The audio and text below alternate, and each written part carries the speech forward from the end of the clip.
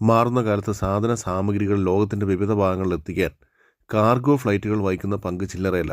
പണ്ടൊക്കെ കപ്പലുകളിലും ലോറികളിലുമായിരുന്നു സാധന സാമഗ്രികൾ കൊണ്ടുപോകാൻ ഉപയോഗിച്ചിരുന്നെങ്കിൽ ഇന്ന് വളരെ ദൂരത്തിലുള്ള പ്രദേശങ്ങളിലേക്ക് സാധന സാമഗ്രികൾ പെട്ടെന്ന് എത്തിക്കാൻ കാർഗോ ഫ്ലൈറ്റുകൾ ഉപയോഗിക്കുന്നു എന്നത് നമുക്കെല്ലാം അറിയുന്ന കാര്യങ്ങളാണ്. പക്ഷേ പശുക്കളെ കാർഗോ ഫ്ലൈറ്റിൽ കൊണ്ടുപോകുന്ന വാർത്ത നമ്മൾ കണ്ടത് ചുരുക്കമായിരിക്കും.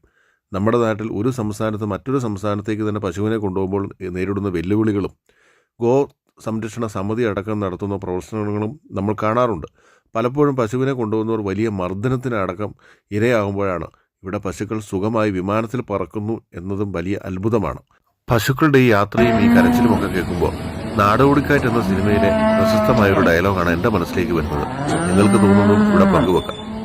അവറ്റകളുടെ കരച്ചിലെ കാണാൻ എന്തൊരു സുഖം, എന്തൊരു സംഗീതാത്മകം. ആ ഐശ്വര്യത്തിന്റെ സൈറം മുഴങ്ങുന്നത് പോലെ ഉണ്ടല്ലേ. ഈശ്വരാ രക്ഷിക്കണേ.